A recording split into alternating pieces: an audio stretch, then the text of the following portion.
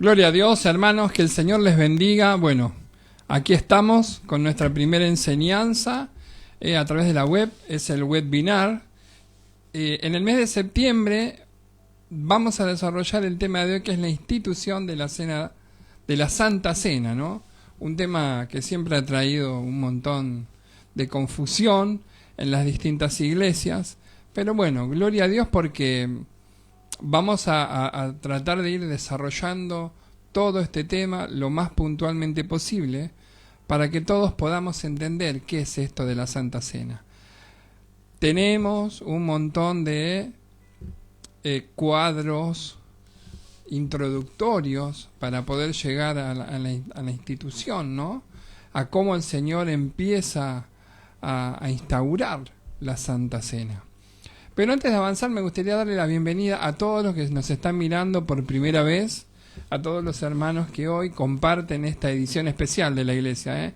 El Ministerio Pacto con Dios saca una enseñanza, un webinar, para traer luz. Siempre hubo bastante confusión en este tema y queremos que la iglesia del Señor esté sana, que tenga los conocimientos justos, por qué hay que estar bautizados en aguas para recibir la Santa Cena. Bueno, es todo algo maravilloso que vamos aprendiendo. Así que bueno, saludos a los hermanos de Colombia, a los hermanos de Ecuador que nos están viendo, gloria a Dios, de Perú. Saludamos a nuestro pastor que está en República Dominicana, así que bueno, gloria a Dios.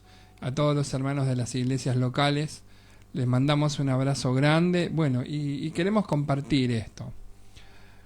Marco introductorio en el cual vamos a desarrollar esta conferencia, por así decir, lo vamos a ver en el libro de San Marcos. Así que si ustedes me quieren acompañar, vamos a ver también los versículos bíblicos para reafirmar. Ustedes sepan que las enseñanzas que yo siempre les doy tienen la apoyatura de la palabra de Dios. No son ideas raras, no son ideas mías, sino que yo quiero que ustedes aprendan con la palabra de Dios. Vamos a buscar San Marcos, capítulo 14, y vamos a ver del verso 12 al 25. Gracias a los hermanos que nos están mandando corazoncitos, saludos a través de la página de la iglesia. Que el Señor les bendiga en esta noche. Gloria al nombre de Jesús. Leemos este hermoso pasaje, que en el nombre de Jesús, que nos dice: el primer día de la fecha en que se comía el pan sin levadura, cuando se sacrificaba el cordero de Pascua, los discípulos de Jesús le preguntaron: ¿dónde quieres que vayamos a prepararte la cena de Pascua? Entonces envió a 2 de sus discípulos diciéndole: vayan a la ciudad, allí encontrarán a un hombre que lleva un cántaro de agua, síganlo, y donde entre, digan al dueño de la casa: el maestro pregunta cuál es el cuarto donde voy a comer con mis discípulos la cena de Pascua. Él les mostrará en el piso alto un cuarto grande, arreglado y ya listo para la cena. Prepárennos allí lo necesario. Los discípulos salieron y fueron a la ciudad. Lo encontraron todo como Jesús les había dicho y prepararon la cena de Pascua. Al anochecer llegó Jesús con los 12 discípulos y mientras estaban a la mesa comiendo, Jesús les dijo: les aseguro que uno de ustedes que está comiendo conmigo me va a traicionar. Ellos se pusieron tristes y comenzaron a preguntarle uno por uno: ¿acaso seré yo? Jesús le contestó: es uno de los 12 que está mojando el pan en el mismo plato que yo. El Hijo del Hombre ha de recorrer el camino que dice las Escrituras, pero ay de aquel que lo traiciona. Hubiera sido mejor para él no haber nacido. Mientras comían, Jesús tomó en sus manos el pan y, habiendo pronunciado la bendición, lo partió y se lo dio a ellos diciendo: tomen, esto es mi cuerpo. Luego tomó en sus manos una copa y, habiendo dado gracias a Dios, se la pasó a ellos y todos bebieron. Verso 24. Les dijo: esto es mi sangre con la que se confirma la alianza, sangre que es derramada en favor de muchos. Les aseguro que no volveré a beber del producto de la vid hasta el día en que beba el vino nuevo en el reino de Dios. Oramos por estos versículos. Bendito Padre Celestial, Yo te doy gracias en esta hora por este tiempo que nos estás regalando de enseñanza, este tiempo en donde tú vas a estar hablando directamente a nuestro corazón. Señor, en este momento yo te pido perdón de todos los pecados que tenemos. Nos ponemos a bien contigo y le pedimos a tu Espíritu Santo, Señor, que nos esté limpiando nuestro corazón constantemente. Te damos gracias y ahora yo te pido, Espíritu Santo, que les estés dando sabiduría, comprensión y entendimiento de tu palabra para que podamos, Señor, entender este hermoso tema. Yo te doy gracias en el nombre de Jesús. Amén y amén. Bueno, gloria a Dios.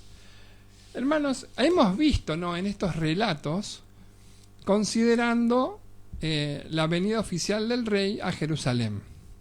Lo vemos a Jesús entrando ya en Jerusalén y qué es todo lo que está pasando, ¿no? La historia del rechazo y el anuncio de su muerte y la persecución. Sin embargo, ese no es el fin de esta enseñanza, pero también nos ha hablado de su resurrección y de su regreso en gloria. Fíjense en todo lo que hay acá en estos pasajes que vimos. Entonces, Marcos nos lleva a la noche en que Jesús celebró la cena de Pascua con sus discípulos. Entonces, en este momento nosotros vemos que es de mucha importancia, porque es cuando Jesús no solamente comparte la cena de Pascua, sino que deja instaurada la Santa Cena, pero también se está despidiendo. 3 cosas que podemos ver en estos pasajes. Entonces, ahora fíjense en qué lindo, ¿no?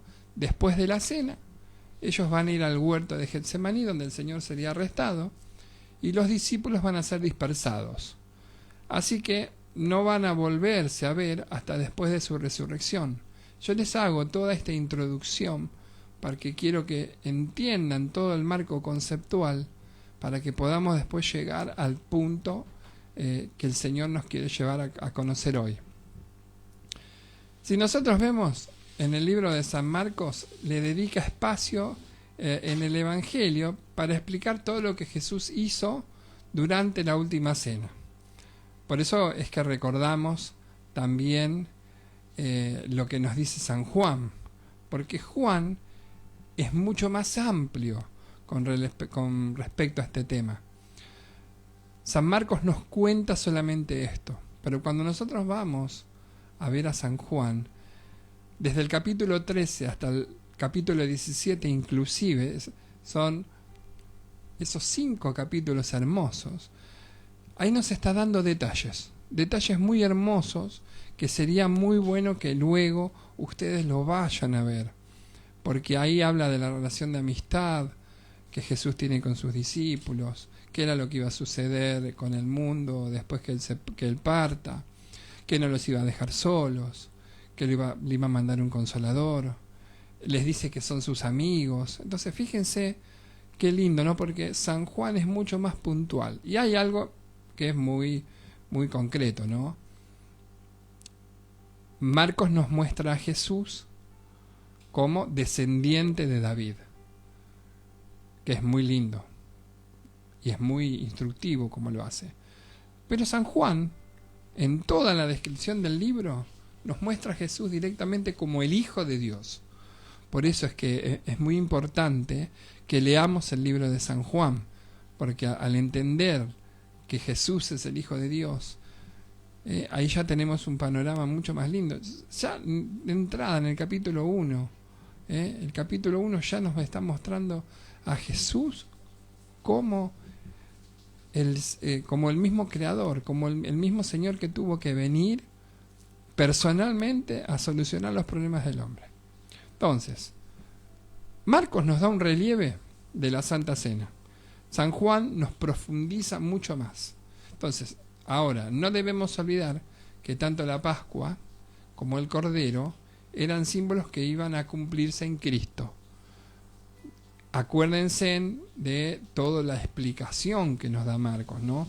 ¿Por qué? Porque cuando preparan el lugar para la Santa Cena, y ahora lo vamos a ver en un momentito, fíjense en cuántas cositas que hay escondidas en la palabra y que muchas veces nosotros no las vemos. Entonces, nos paramos en este punto. la Pascua judía como el cordero que ellos van a comer son símbolos que iban a cumplirse en nuestro Señor. Y eso lo tenemos en Primera de Corintios, capítulo 5, verso 7, que dice lo siguiente. Fíjense, en gloria a Dios. Así que echen fuera esa vieja de la levadura que los corrompe, para que sean como el pan hecho de masa nueva. Ustedes son en realidad como el pan sin levadura que se come en los días de Pascua. Porque Cristo, que es el Cordero de nuestra Pascua, fue muerto en sacrificio por nosotros. Fíjense en qué hermosa relación que hay, cómo nos va relacionando.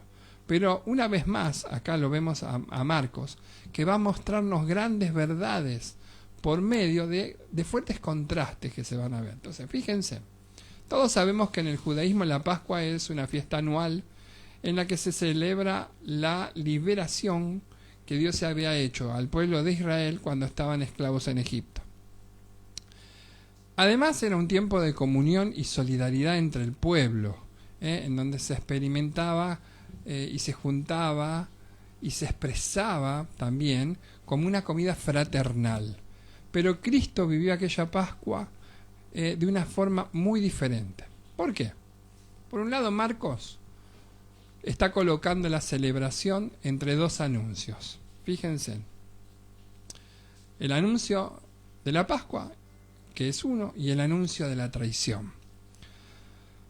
Dos cosas totalmente opuestas. Por eso contrasta la celebración, una fiesta, y la traición. Capítulo 14 de Marcos, verso 18 nos dice: mientras estaban a la mesa comiendo, Jesús les dijo: les aseguro que uno de ustedes que está comiendo conmigo me va a traicionar. Entonces es como que los discípulos se quedan un poco ahí descolocados, ¿no? Por un lado tenemos la fiesta, y dentro de la fiesta tenemos la traición propiamente dicha, y después les anuncia que se va. Entonces ellos eso lo toman como un abandono, por eso se ponen tan tristes. Vamos a mirar, fíjense en qué lindo. Seguimos en Marcos capítulo 14 y veamos el verso 26 y 27. Después de cantar los salmos, se fueron al monte de los olivos. Jesús les dijo: todos ustedes van a perder su fe en mí. Así lo dicen las Escrituras. Mataré al pastor y las ovejas se dispersarán. Y fue lo que sucedió. Cuando lo arrestan a Jesús, ellos empezaron a correr cada uno por su lado. ¿Y qué pasó ahí? Hay algo que es muy importante. No solamente que ellos perdieron su fe, porque se vieron acorralados, sino que lo dejaron al Señor también. Y nosotros podemos notar, ¿no?, en esto que hay un detalle. ¿Ustedes comprenden al pastor que tienen? ¿Lo pueden entender? Porque todos los pastores, incluso yo se los puedo contar, en muchos momentos nos sentimos como el Señor. Nos sentimos amados por nuestro Padre, pero a veces nos sentimos como solos, como diciendo: Señor, ¿qué está pasando? Y bueno, eso es una cosa natural. Es una cosa natural que pasa. Nuestro Señor se sintió muchas veces solo y por eso necesitaba estar en comunión con el Padre. Por eso los pastores necesitamos también ese tiempo de soledad para estar en comunión con el Espíritu Santo, para poder recibir. Y es ahí en donde el Espíritu Santo nos va contando qué es lo que está pasando en la congregación. Entonces fíjense en qué hermoso detalle que encontramos acá. Ahora, vemos el arresto de Jesús, con los que nos muestra que para Jesús aquella no fue una fiesta de liberación, que fue todo por lo contrario, fue todo al revés. Viendo todo esto, aún nos parece muy elocuente, ¿no?, y muy significativa las palabras que Jesús pronunció al sentarse a la mesa. Fíjense en la frase, ¿no? ¿Cuánto he deseado comer con vosotros esta Pascua antes de que padezca?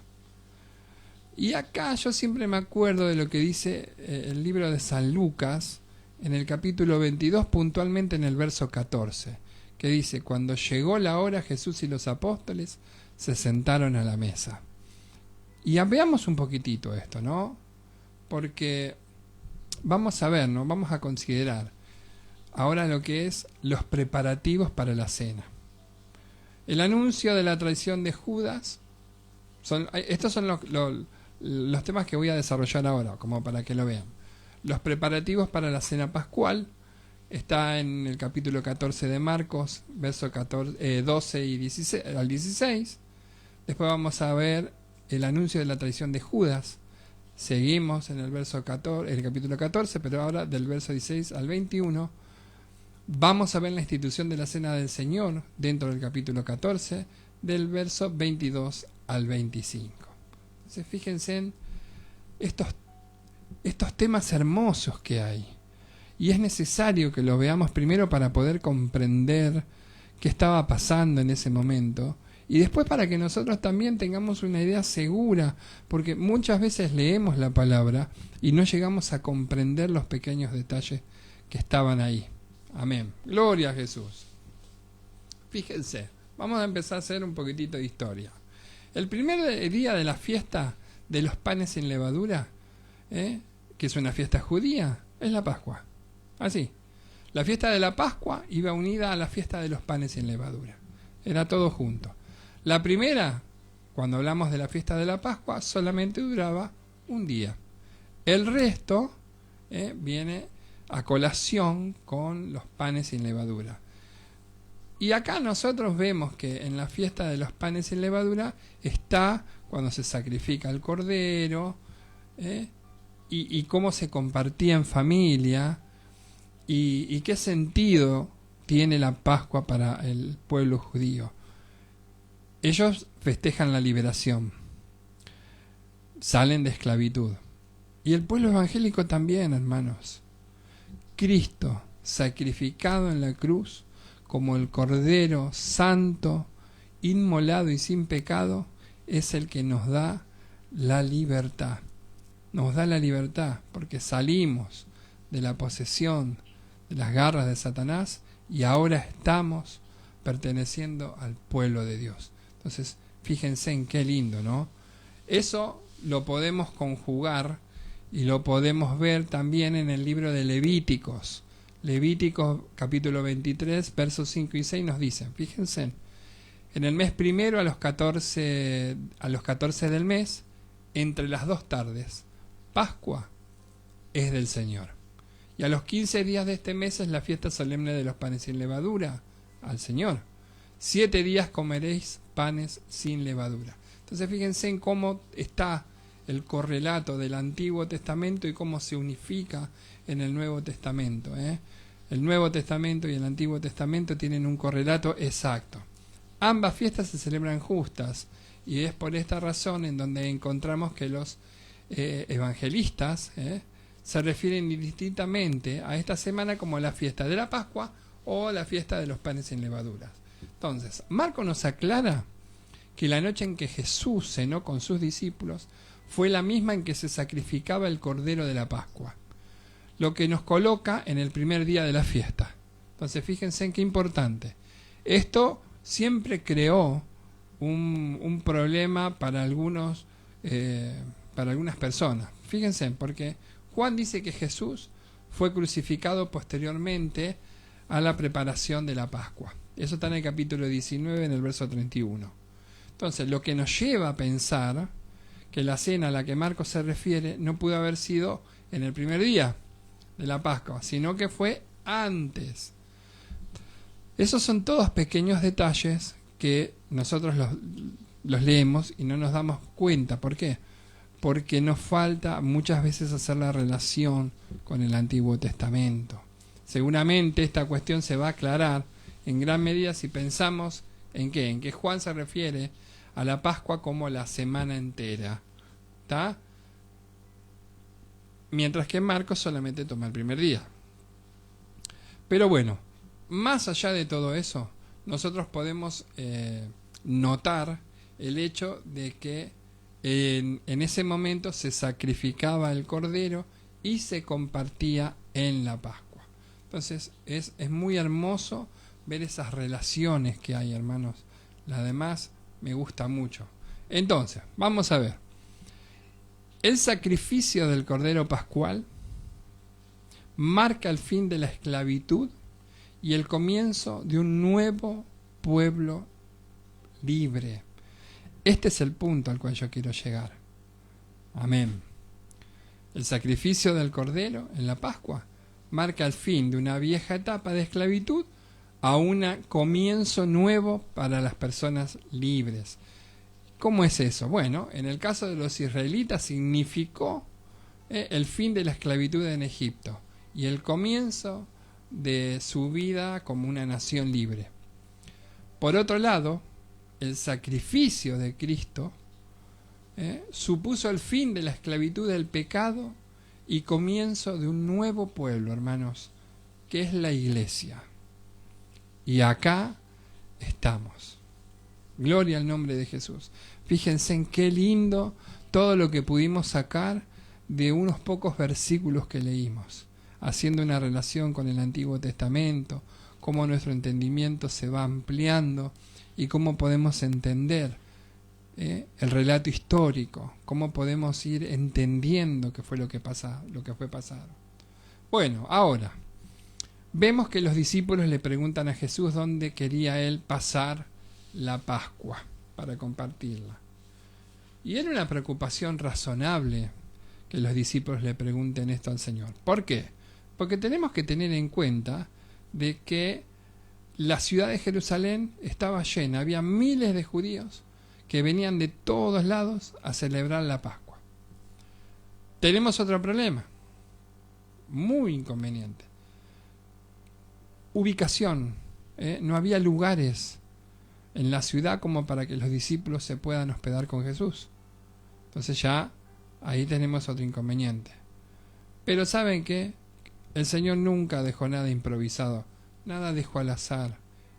Por eso Él es que envía a sus discípulos, a Pedro y a Juan, con instrucciones precisas para encontrar el lugar para preparar la Pascua. Qué importante. Eso lo pueden verificar en el libro de Lucas, capítulo 22, verso 8. Después vayan anotándose en el cuadernito toda esta enseñanza. La enseñanza la vamos a subir después a YouTube para que también ustedes la puedan repasar un montón de veces. Y hay algo más, hermanos. No se olviden de algo importante. ¿Por qué el Señor mandó solamente a 2 discípulos a buscar el lugar? Primero, porque los judíos lo estaban buscando para matar. Y por otro lado, el Señor ya sabía que Judas lo iba a traicionar.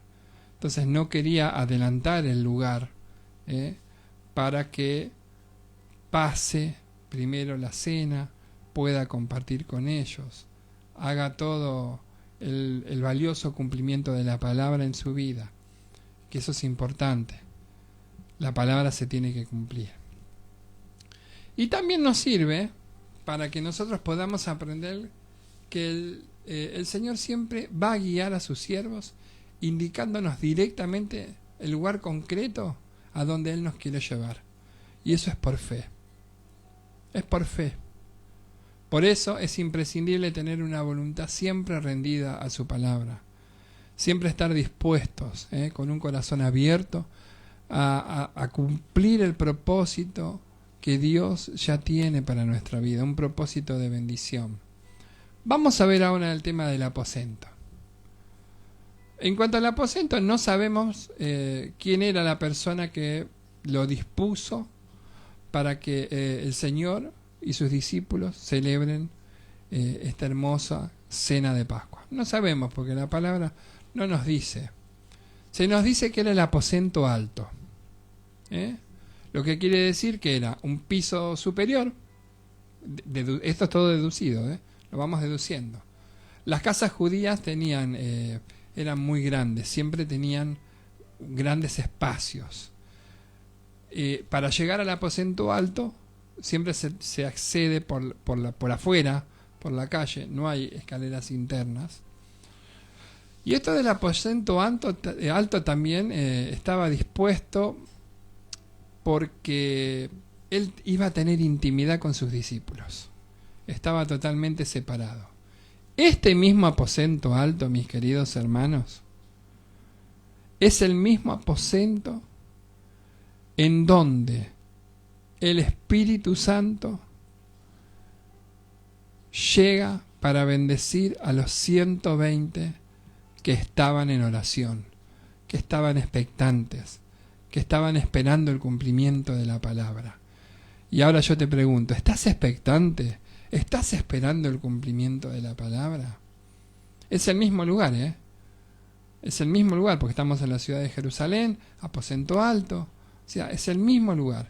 Eso implica que el dueño, cuando pasó todo lo que sucedió con la crucifixión de Jesús, dispuso su corazón para servir a los apóstoles, para servir a sus discípulos.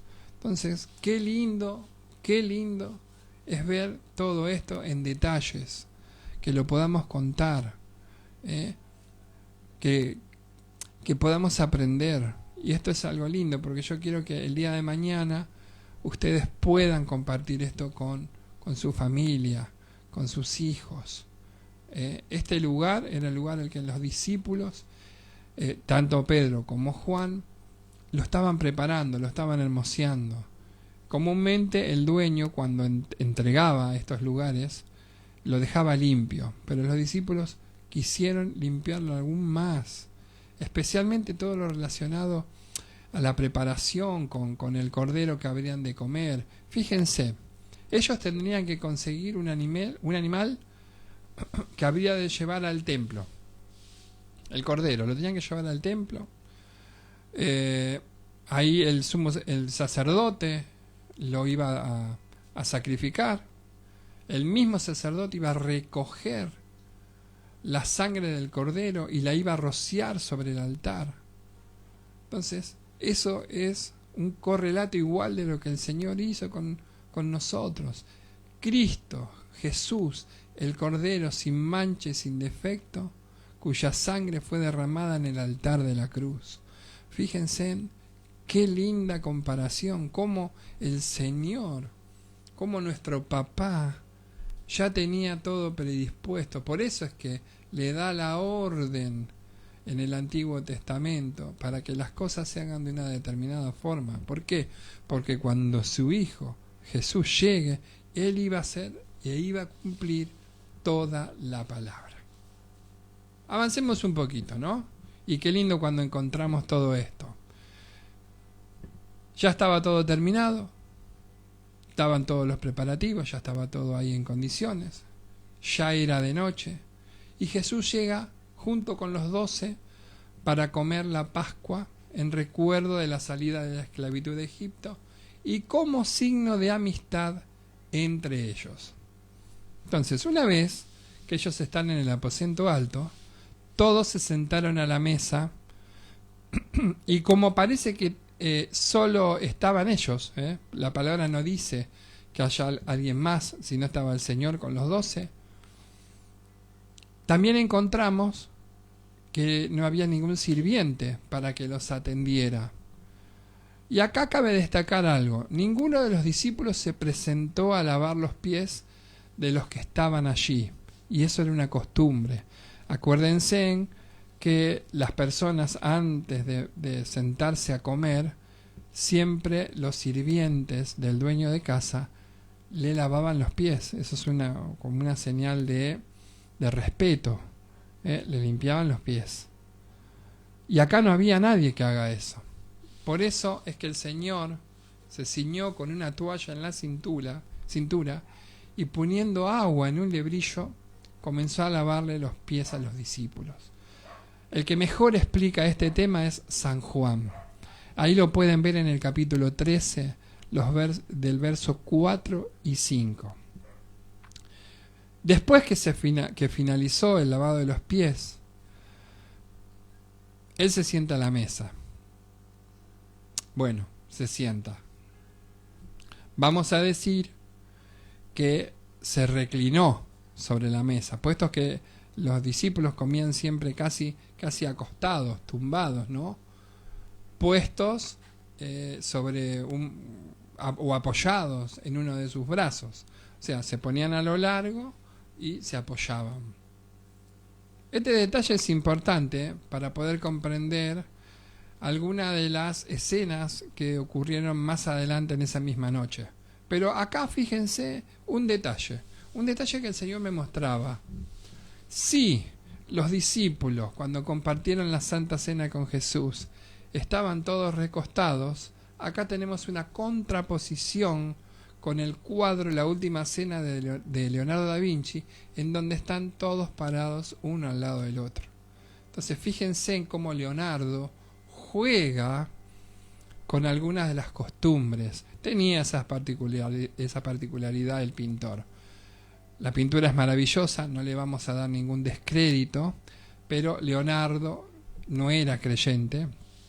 Entonces él, dentro de la pintura, la conforma de esa forma. Fíjense, hasta en verso, conforma de esa forma. Pero sí sepamos que no estaban uno de pie al lado del otro, sino que estaban todos recostados. Eso es un pequeño detalle como para que lo podamos entender.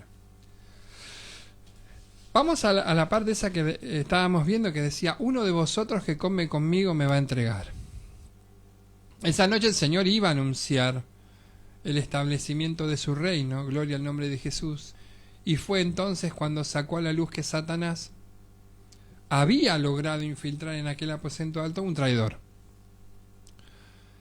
que estudiaba cada uno de los movimientos de Jesús, con el fin de entregarlo a los principales sacerdotes para que lo mataran. Sin embargo, queridos hermanos, aunque pareciera algo sorprendente esta contrariedad, nosotros podríamos pensar que el Señor no lo sabía, pero Él sabía lo que iba a suceder. Y lo dejó que suceda para que se cumpla la palabra. Nada de lo que sucedía en el aposento alto, mis queridos hermanos, estaba fuera de los planes de Dios. Y aún el hecho de que fuera uno de sus discípulos íntimos del Señor, el que lo iba a traicionar, Él permitió que suceda así para que las escrituras se cumpliesen. Entonces, fíjense, qué detalle. Salmo 41:9. Aún el hombre de mi paz, en quien yo confiaba, el que de mi pan comía, alzó contra mí el calcañar. Si nos vamos al Antiguo Testamento, este es un verso del rey David. Y acá seguramente David se estaba refiriendo a un siervo que él tenía, Aitofel, que era una persona muy reconocida porque él era un consejero íntimo de de David. Y él lo traicionó. ¿Saben por qué? Porque hizo alianza con Absalón cuando el hijo de David, Absalón, hizo ese famoso golpe de estado contra él para derrocar su reino. Entonces vemos, la figura de este consejero fue el tipo de Judas en la época de Jesús. Entonces, Aitofel fue que traicionó al rey David y Judas lo traiciona a Cristo. Y ambos, fíjense, ambos lo traicionaron a sus respectivos soberanos. Y los dos tuvieron el mismo fin. Ambos se suicidaron al fracasar sus malvados planes. Otro detalle importante que vamos encontrando es que Jesús, cuando se refiere a la persona que lo iba a entregar, dijo de que él era el que comía conmigo. Y en el Salmo aclara, fíjense en que leímos recién, el que come de mi pan. Entonces, qué lindo es ver cómo las palabras siempre se va cumpliendo. Siempre se va cumpliendo. De hecho, durante la Santa Cena, Jesús le da un bocado de pan mojado en esa salsa avinagrada a Judas, el cual él no rechaza. Entonces, ¿qué sinónimo hay en esto? Bueno, fíjense. Vamos al libro de Ruth ahora, capítulo 2, verso 14. Y en el Medio Oriente Ser invitado a comer en la misma mesa era señal de confianza, de una amistad íntima, de una íntima relación, de una comunión que había, de una comunión real. Y en los versículos de Ruth encontramos algo. Tal vez ustedes no le encuentren relación, pero yo ahora se lo voy a explicar. Fíjense en qué lindo. Dice, a la hora de comer, Boaz llamó a Ruth y le dijo, ven acá, toma un pedazo de pan y mójalo en esta salsa de vinagre. Ruth se sentó junto a los segadores y Boaz le dio grano tostado. Ella comió hasta quedar satisfecha y todavía le sobró. Boaz después va a terminar siendo el esposo de Ruth. Y es lindo. Yo después, más adelante, si ustedes quieren, gloria al nombre de Jesús, les voy a dar una enseñanza sobre el libro de Ruth, porque el libro de Ruth tiene una enseñanza maravillosa también. Pero lo vamos a ver más adelante. Acá vemos cómo Ruth era sierva de Boaz, porque trabajaba para él. Pero él se enamora, entonces le empieza a dar todos los beneficios y le empieza a poner su confianza. Es la misma confianza que el Señor nos pone a nosotros, hermanos, cuando podemos compartir la Santa Cena, cuando la podemos compartir en amor. Qué lindo es que podamos compartir la Santa Cena con Él y compartimos todos sus beneficios. Eso es importante. Entonces, gloria al nombre de Jesús. ¿Estaremos equivocados si nosotros creemos que la actitud de Judas ha sido un episodio aislado contra el Hijo de Dios? Yo pienso que no. Y ahora hagamos una comparación actual. ¿Cuántas personas hay que aceptan los dones que Dios les ofrece, pero que después no tienen ningún tipo de amor hacia Él? Y tampoco dudan en rechazarle, ¿eh? No debemos olvidar que el mundo ha sido creado por Dios y le pertenece a Él. Esto no hay ninguna duda. Y aquí es donde nosotros podemos encontrar a las personas que se disfrazan detrás de sus propios intereses. Incluso hay millones de personas que no le dan ninguna muestra de agradecimiento ni de amor, porque no lo sienten, ¿eh? Es más, de hecho lo ignoran completamente y no están dispuestos a dedicarle ningún segundo de la vida, porque piensan que los abandonó, o porque dicen, no, si Dios existiera no sucederían las cosas que están pasando. Pero hay otro trasfondo ahí, hay mucho análisis. Entonces, las personas de este tipo son como Judas, que no puso ningún tipo de reparo para aceptar los altos privilegios que Jesús les había dado, pero que todo lo que fue capaz de hacer para fingir amor y amistad con Él. Fingió amor y amistad con Él. Si lo pensamos bien, la actitud de Judas es un pecado muy antiguo, hermanos. No es nuevo. Vamos más atrás, fíjense. Vamos al huerto del Edén. Cuando Satanás tienta a Adán y Eva haciéndole creer que ellos podían disfrutar de la vida independientemente de Dios, sin tener en cuenta a Él, ni a su palabra. Es más, les mostró el árbol del conocimiento del bien y del mal, y les hizo creer que si comían de él, si ellos comían, ya no necesitarían más a Dios, y ellos podían seguir disfrutando de todas las demás cosas a un nivel superior. Fíjense en qué mentira. De hecho, lo que estaba planteando en el corazón de ellos era que el verdadero obstáculo para disfrutar plenamente de la vida era Dios y sus absurdas prohibiciones. Eso fue lo que le instauró en su corazón a ellos dos. Que Dios era un obstáculo, Dios era un problema para que ellos puedan crecer, puedan ser superiores. Y ese es el típico corazón de Satanás, querer sentarse en el trono de Dios. Bueno, eso les trajo grandes dolores de cabeza. Y es lo mismo que hizo Judas, ¿eh? Básicamente es la misma actitud. Una actitud egoísta, de querer pensar solamente en él. Él quería recibir los regalos que Jesús les daba, pero no quería tener una amistad íntima con él. De hecho, llegó a pensar que Judas, era un obstáculo, para el pleno desarrollo de los planes personales que Judas tenía para poder libertar al pueblo judío de los romanos. Ese era el pensamiento. Judas lo veía a Jesús como un líder militar, que si él lo quisiera hacer, podía levantar a todo el pueblo en contra de los romanos y así echarlos de la ciudad. Pero ese no era el propósito de Dios. El propósito de Dios era mucho más amplio, era mucho más grande. Era liberar a todas las personas de las garras de Satanás. Sacarlos de la autoridad espiritual que Adán y Eva le habían concedido cuando desobedecieron a Dios. Y qué hermoso es que nosotros podamos entender esto. Vamos a ver un detalle ahora. Vamos a considerar un detalle que me llamó mucho la atención, ¿no? Judas participaba de la cena junto al Señor simulando amistad.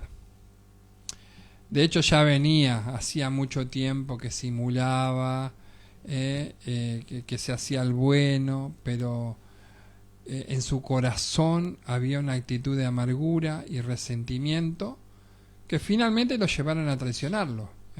Él se descuidó, él no cuidó el regalo que el Señor le había dado. Ahora, si lo llevamos a la vida nuestra, ¿qué encontramos? Hermanos, si nosotros fingimos espiritualidad sin haber nacido de nuevo, tarde o temprano, terminaremos por manifestar lo que realmente somos en realidad. El zorro no se puede vestir de cordero, hermanos, por mucho tiempo. Pero el Señor ya sabía lo que estaba ocurriendo en la mente y en el corazón de Judas. Por eso es que Él anuncia la traición antes de que esto ocurra, para que los demás discípulos supieran que no había sido engañado por Él. Si no, pensaríamos que el Señor fue engañado por Judas y no se dio cuenta. Él, al anunciarlo antes de que se produzca el hecho, les está diciendo, cuidado, yo ya me di cuenta, ya lo sé, ya sé lo que hay en tu corazón. Jesús siempre tuvo el control absoluto de la situación, hermanos, para que nada lo tome por sorpresa. Entonces, cuando el Señor le dice que alguien los iba a traicionar, ellos empezaron a entristecer y se empezaron a preguntar, ¿seré yo? ¿Seré yo, Señor? Entonces, el Señor no declara en ese mismo momento cuál de los 12 discípulos era el que lo iba a entregar. Lo que le da la oportunidad, les da la oportunidad. Hay una oportunidad para que cada uno de ellos se examine a sí mismo. Y fíjense en que lo dijo antes de compartir la Santa Cena. Ese es el análisis, es el examinarnos nosotros mismos, si estamos en condición de poder compartir la Santa Cena con el Señor. Fíjense, hermanos queridos, cómo los amo en Cristo. Y soy libre para podérselos decir. ¿Cuántas veces han compartido la Santa Cena, teniendo alguna rencilla en su corazón con algún hermano? Por eso a veces nosotros los llamamos a que se pongan a bien con el Señor y con su hermano antes de compartir la Santa Cena. Es una cuestión de actitud la nuestra. Es una actitud el hecho de que nosotros podamos autoevaluarnos para ver si estamos aptos para sentarnos con el Señor a comer. Y gloria a Dios. Gloria a Dios. A mí me pone muy feliz cuando los hermanos pueden compartir la Santa Cena, porque eso implica de que están en paz con el Señor, que en su corazón hay tranquilidad, que no hay rencilla con algún hermano, y eso es hermoso, hermanos. Eso es hermoso. Eso es hermoso. Y hay una actitud, fíjense. El Señor ya sabía que Judas lo iba a traicionar. Y fíjense lo que hace Judas, ¿no? Él le pregunta, ¿soy yo, maestro? ¿Yo soy el que te va a traicionar?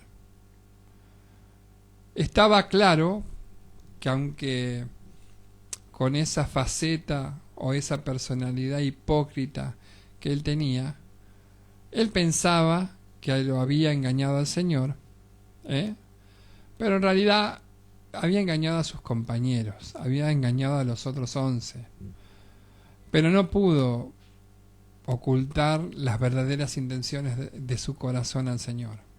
No obstante, aquí tenemos, hermanos, una lección muy importante para nosotros. ¿Por qué? En unos momentos que seguían después, Jesús iba a instituir la cena del Señor, lo que nosotros conocemos como la Santa Cena. Y la pregunta que le hizo a los discípulos les obligaba a ellos a examinarse a sí mismos antes de participar de ella. Qué importante, ¿no? Y acá lo encontramos a Pablo. El apóstol Pablo, cuando da la enseñanza de la Santa Cena, que está en 1 Corintios capítulo 11, verso 23 en adelante, nosotros vemos que en el verso 28 la palabra nos dice: por tanto, pruébese cada uno a sí mismo y coma así del pan y beba de la copa. Esta es una observación adecuada que el Señor nos hace para compartir su Santa Cena. Que nosotros podamos hacer un autoexamen de cómo estamos. Más adelante, fíjense en qué dice. Verso 31 y 32, siempre de 1 Corintios capítulo 11, ¿no? Si pues nos examinásemos a nosotros mismos, no seríamos juzgados. Mas siendo juzgados, somos castigados por el Señor, para que no seamos condenados por el mundo. Entonces, nosotros como creyentes tenemos que tener en cuenta el hecho de tomar el pan y el vino, y que lo tenemos que hacer en comunión con nuestros hermanos, y que antes de hacer eso tenemos que examinarnos internamente para ver si lo estamos haciendo bien. Y eso tiene un correlato con las ofrendas. Fíjense, gloria al nombre de Jesús, que en el libro de Mateo, en el capítulo 5, el verso 23 y 24 nos dice lo siguiente. Dice: por tanto, si traes tu ofrenda al altar y allí te acuerdas de que tu hermano tiene algo contra ti, deja allí tu ofrenda delante del altar y anda. Reconcíliate primero con tu hermano y entonces ven y presenta tu ofrenda. Fíjense en que la palabra de Dios siempre tiene un hilo. No son versículos que están al azar. Gloria a Dios. Gloria a Dios. Porque nosotros encontramos en estas expresiones algo maravilloso en la Biblia, lo que nos llama a la reflexión, lo que nos llama a poder estar limpios de corazón para compartir la Santa Cena. ¿Saben una cosa? Todo cuanto estaba sucediendo al Hijo del Hombre era lo que estaba escrito acerca de él. Todo. Pero sin embargo, esto no anulaba la culpa del hombre que le entregaba o de aquellos que lo crucificaban. Acá tenemos otro tema. Esto es así porque Dios en su soberanía nos ha dado voluntades,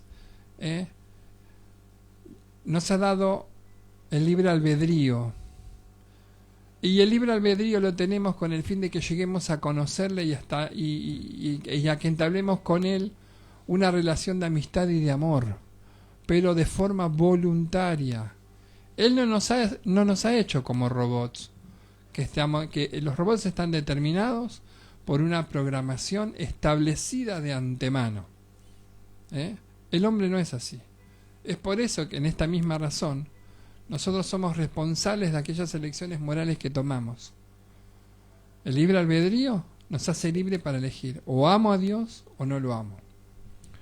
Es por eso que Dios siempre nos está invitando a que compartamos de su amor, y siempre nos está advirtiendo en la palabra cuando estemos equivocados o cuando estemos algo por hacer mal.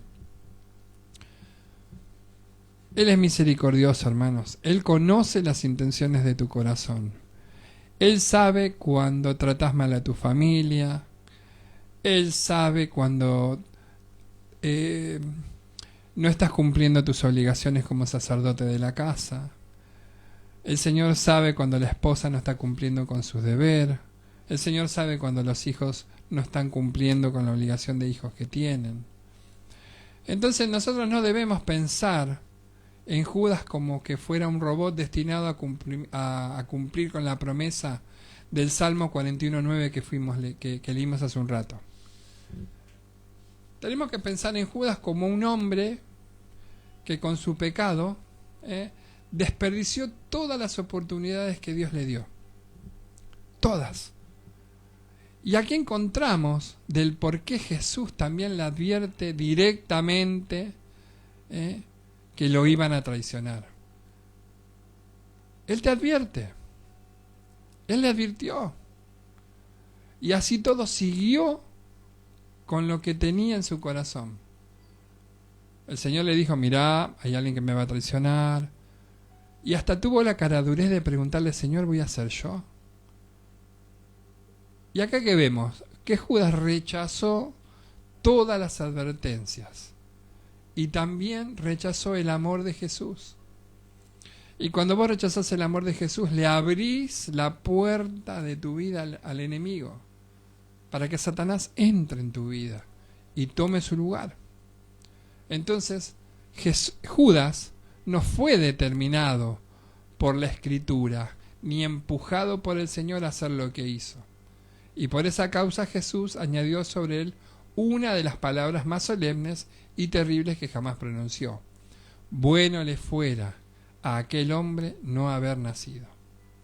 Y como sabemos, la actitud de Judas no tardó en traerle mucha miseria, remordimiento, y al fin y al cabo se termina suicidando.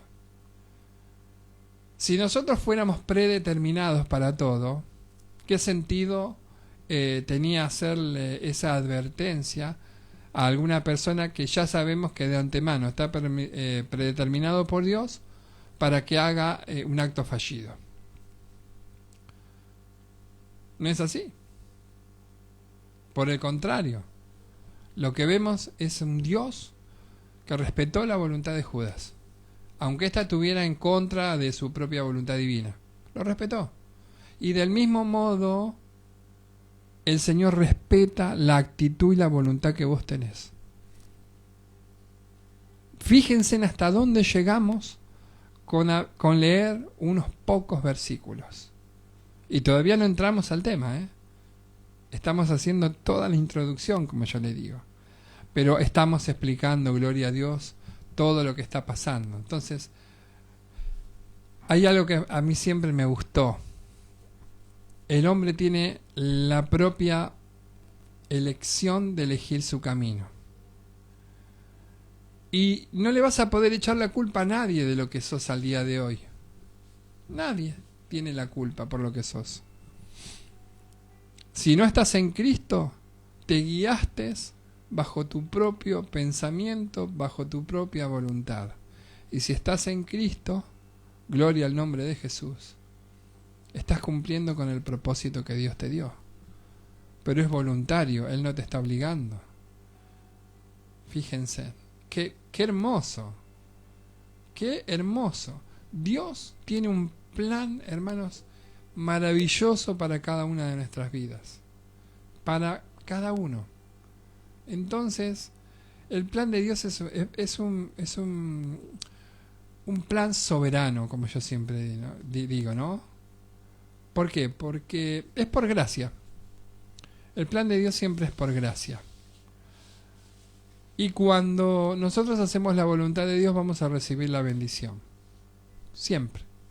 Siempre vamos a recibir la bendición.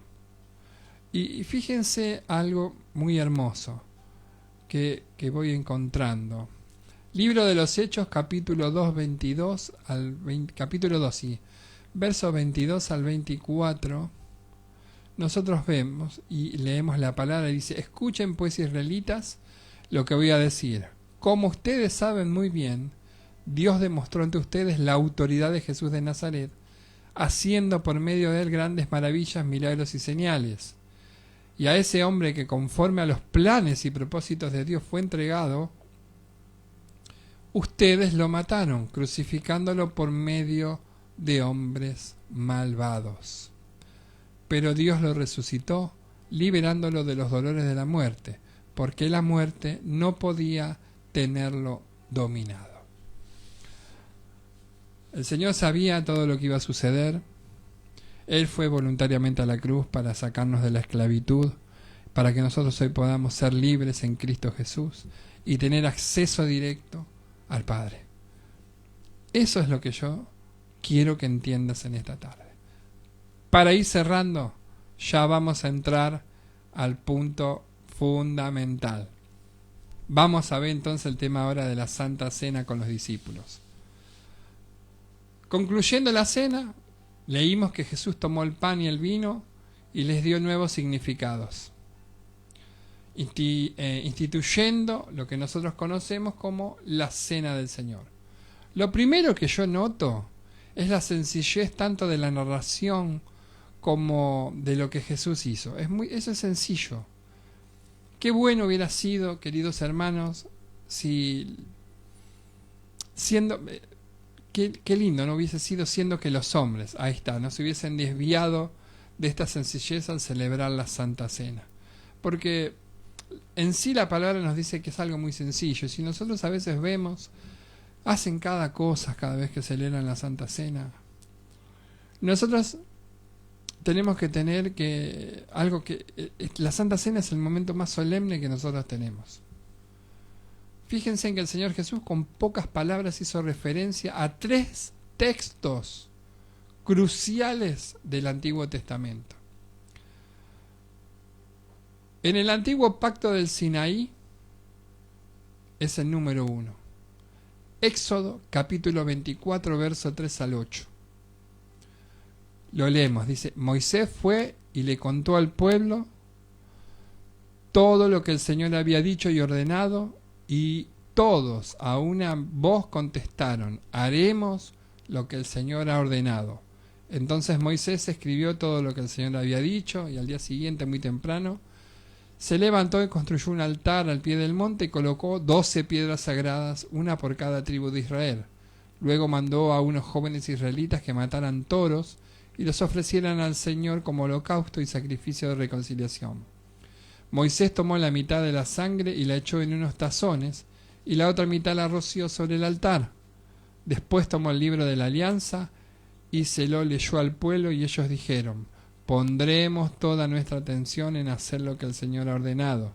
Entonces Moisés tomó la sangre y rociándola sobre la gente dijo: esta es la sangre que confirma la alianza que el Señor ha hecho con ustedes sobre la base de todas estas palabras. Acá encontramos el antiguo pacto. Bien, gloria al nombre de Jesús. Ahora, como punto 2, hay un nuevo pacto anunciado por el profeta Jeremías en el libro de Jeremías, capítulo 31, verso 31 al 34. Fíjense, el Señor afirma: vendrá un día en que haré una nueva alianza con Israel y con Judá, o sea, con su pueblo. Esta alianza no será como la que hice con sus antepasados, cuando los tomé de la mano para sacarlos de Egipto, porque ellos quebrantaron mi alianza, a pesar de que yo era su dueño. Yo, el Señor, lo afirmo. Esta será la alianza que haré con Israel en aquel tiempo. Pondré mi ley en su corazón y la escribiré en su mente, y seré su Dios y ellos serán mi pueblo. Yo, el Señor, lo afirmo. Ya no será necesario que unos a otros, amigos y parientes, tengan que instruirse para que me conozcan, porque todos, desde el más grande hasta el más pequeño, me conocerán. Yo les perdonaré su maldad y no me acordaré más de sus pecados. Yo, el Señor, lo afirmo. Entonces ya hay un nuevo. Y este es el que más me gusta. Y finalmente encontramos la promesa del siervo de Dios que carga con el pecado de muchos y así obtiene la salvación para ellos. Y esto lo encontramos en el libro de Isaías, capítulo 53, verso 12. Fíjense, por eso Dios le dará un lugar entre los grandes y con los poderosos participará del triunfo, porque se entregó a la muerte y fue contado entre los malvados, cuando en realidad cargó con los pecados de muchos e intercedió por los pecadores. hay un nuevo pacto en Cristo. Ya los sacrificios para llegar a la presencia de Dios y que Dios nos perdone no van más. El sacrificio fue uno y para siempre. Ese se llama Cristo Jesús. Y todos los que estemos en Jesucristo, el Hijo de Dios, tenemos acceso directo al Padre. Fíjense en qué hermoso, hermanos. Veamos algunos detalles ahora de la Santa Cena. Cuando Él empieza a compartir la Santa Cena, lo primero que hace, ¿qué es? Él da gracias. Entonces, el Señor comienza dando gracias, así, directamente.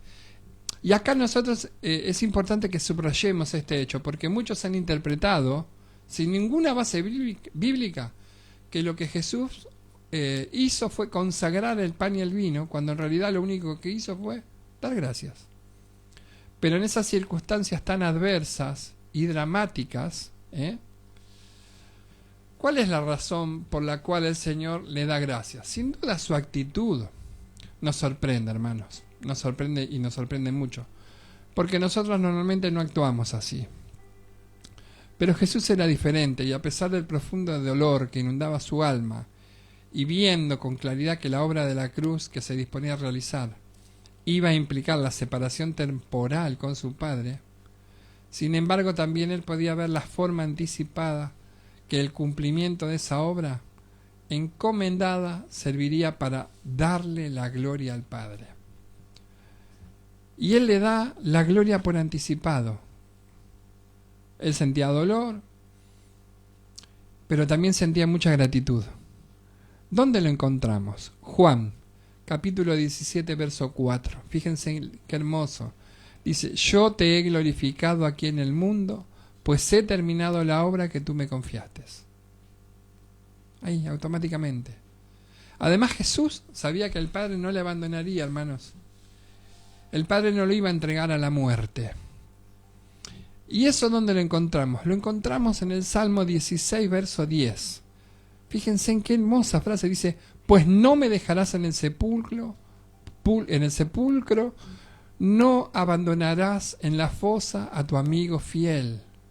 Entonces, ella sabía la palabra. No nos olvidemos que Él estaba. Cristo estaba cuando se escribió. Cuando el Espíritu Santo inspiró a todas las personas a través del tiempo, Él ya conocía la palabra. Entonces Él tenía un dominio completo y sabía que el Señor no lo iba a abandonar. Segundo punto fundamental de la Santa Cena es cuando dice, esto es mi cuerpo y esto es mi sangre. Y acá encontramos un montón de interpretaciones. Acá es un problema bárbaro. Primera pregunta, ¿debemos entender que el pan y el vino eran símbolos y el cuerpo eran símbolos de su cuerpo y su sangre? ¿O se iban a transformar en su cuerpo y en su sangre? Esa es la primera pregunta. Segunda pregunta, ¿en qué sentido está presente Cristo en la Santa Cena? Esa es la otra pregunta. La respuesta a estas preguntas que yo les acabo de hacer creó divisiones a través de los tiempos y está creando muchas divisiones en diferentes ramas del evangelismo. Entonces, para entender esto, nosotros tenemos que ir un poquitito para atrás. A lo largo de la Edad Media se fue acentuando la creencia de que el cuerpo y la sangre de Cristo, literal, así como lo dice la palabra, están presentes en el pan y el vino. Y por lo tanto, se puede transferir la gracia del Señor y santificar a aquellos que participan de ellos. Eso es lo fundamental. Y yo siempre me quedé ahí. Porque nosotros oramos por eso. Y cuando le pedimos al Espíritu Santo que descienda para poder compartir ese hermoso momento, es algo maravilloso porque es una palabra literal. Nosotros compartimos la Santa Cena y compartimos el cuerpo y la sangre de Cristo. Que por gracia los recibimos. Entonces, eso es algo hermoso, hermanos. Yo quiero que no se olviden tampoco de eso. Nosotros celebramos la Santa Cena del Señor y la recordamos como un momento sublime. Y no tenemos que olvidarnos de ese momento. ¿Saben por qué? Porque es un momento en donde nosotros tenemos que recordar la salvación y todos los beneficios de la gracia de Dios que nos son dados por fe a través de Jesús. Y en esa obra de la cruz, no por comer el pan o beber el vino. Esos son símbolos. Pero lo que nosotros estamos haciendo en ese momento es recibir los beneficios por gracia. Y acá encontramos algo hermoso, ¿no? Porque lo encontramos al Señor que dice en Juan capítulo 6, verso 54, ¿sí? Está ahí, dice: el que come mi carne y bebe mi sangre tiene vida eterna. Y eso se lo dijo a muchos de sus seguidores. Y ellos no entendieron qué era lo que quería decir el Señor con esta palabra. Ellos lo entendieron de forma literal, entonces se escandalizaron. ¿Por qué? Porque no, primero, el pueblo judío no puede comer carne de hombre ni sangre. Entonces, al entenderlo literalmente, se escandalizaron y se empezaron a ir. Pero acá el Señor nos estaba hablando justamente de los beneficios de compartir la Santa Cena con Él. Y fueron grandes dolores de cabeza, ¿no? Lo que pasó. Entonces, como para que nosotros podamos ver, cuando el apóstol Pablo dio diferentes explicaciones acerca de cómo los cristianos deberían celebrar la Santa Cena, él cita las palabras de Jesús, en la que por 2 veces él dice: haced esto en memoria de mí. Y esto queda bien claro en 1 Corintios capítulo 11, versos 24 y 25. Lo que afirma, gloria al nombre de Jesús, es el carácter simbólico del pan y del vino, que nos sirve para recordar o hacer memoria de los beneficios obtenidos por Cristo mediante su muerte en la cruz.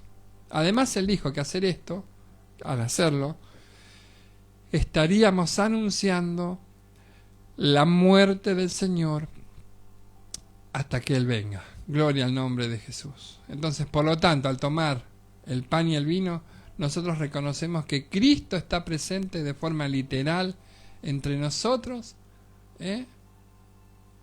Así. Está. Pero más allá de todo eso, lo que nosotros recordamos es que esperamos su venida. Eso es. Esperamos su venida, esperamos compartir con Él. Y algo que también me gustó, y con esto voy a ir cerrando, porque ya se nos hizo un poquito tarde, gloria a Dios. El Señor dice: tomó pan y les dio la copa y bebieron de ellas todos. Al tomar el pan y el vino, esa actitud simboliza nuestra comunión con Cristo. Pero también implica la comunión con todos los creyentes que estamos unidos en la fe. La copa de bendición que bendecimos no es la comunión de la sangre de Cristo. Sí, hermanos. El pan que partimos no es la comunión que tenemos con el cuerpo de Cristo. También. Y esa bendición, hermanos, va a ser derramada completamente. Entonces, qué glorioso es que nosotros podamos compartir la Santa Cena. La última cena del Señor, mis queridos hermanos, Él la practica con su grupo íntimo, con los que tienen confianza, con su familia. Y cuando cada uno de ustedes, mis queridos hermanos, comparte la Santa Cena del Señor, la está compartiendo con su grupo íntimo, con su familia. Con su familia. Y el compartir la Santa Cena, ¿qué dice? Bueno, sí, nos está diciendo que nosotros tenemos un nuevo pacto. Hay un nuevo pacto en Él. Y eso es lo que yo les quiero dejar. Hay un nuevo pacto. un nuevo pacto hermoso en Cristo Jesús. Ya muchos de los sacrificios que se hacían en la antigüedad no tienen nada que ver. El sacrificio, como dijimos recién, lo hizo el Señor por cada uno de nosotros. El pacto viejo quedó roto. Gloria al nombre de Jesús. Y el pacto nuevo lo tenemos a través de Jesús. ¿Y por qué hubo que hacer un pacto nuevo? Porque el pueblo no permaneció en el antiguo pacto. Quebrantaron la ley. Entonces el Dios mismo es el que desecha el antiguo pacto y anuncia un nuevo pacto, como leímos hace unos minutos a través de la palabra del libro de Jeremías. Y ese nuevo pacto es evidente porque los hombres fallaron y es necesario hacer un nuevo pacto para poder llegar. Ahora, ¿cuándo comienza ese nuevo pacto? Gloria a Dios. Cuando en la última cena Jesús tomó la copa y dice: esto es mi sangre del nuevo pacto, que por muchos es derramada, gloria a Dios, no solo está inaugurando una nueva ceremonia, sino que está dando comienzo a la era del Nuevo Testamento, gloria al nombre de Jesús. La llegada del cumplimiento de la promesa hecha por Dios por medio de los profetas, según la cual Dios establecía un nuevo pacto sellado por la sangre de Jesús. Ahí estamos. Ese es el nuevo pacto. Gloria al nombre de Jesús. Eso es lo más hermoso que hay. La ley de Dios ahora va a estar escrita en nuestro corazón. Y ahí hago memoria al libro de los Hechos, capítulo 8, verso 10, cuando la palabra nos dice: pondré mis leyes en la mente de ellos y sobre su corazón las escribiré. Gloria al nombre de Jesús. Queridos hermanos, hasta acá yo les he querido compartir esto. Es un tema hermoso el que pudimos compartir en nuestro primer webinar. No va a ser el primero, tampoco va a ser no va a ser el último. Es el primero, no va a ser el último. Son enseñanzas muy particulares y muy especiales que yo siempre quise compartir y bueno, tuvimos nuestra oportunidad de poder hacerlo. Así que bueno, le damos la gloria a Dios porque nos permitió poder entender. Vimos detalles, cómo se hace la Santa Cena, cómo poderla compartir, cuál es la condición para poder venir a la Santa Cena. Y la condición es, o uno de los mayores requisitos que nosotros tenemos, es estar bautizados en agua. Es haber pasado por las aguas. Es poder haber reafirmado nuestra fe a través del bautismo en las aguas. Si estás bautizado en aguas, mi querido hermano, no hay ningún impedimento para que compartas la Santa Cena del Señor. Nosotros prontito, cuando las autoridades civiles nos habiliten, vamos a celebrar el bautismo para que muchos puedan disfrutar de esta Santa Cena. Hermanos, que el Señor les bendiga. La verdad estoy muy contento de poder haber compartido con ustedes esta palabra, esta enseñanza, y le damos la gloria a Dios, le damos la gloria a Dios por todo lo que Él nos permitió hacer en este tiempo. Oramos y nos vamos despidiendo. Señor, yo te doy gracias una vez más por este tiempo que nos has permitido compartir en familia.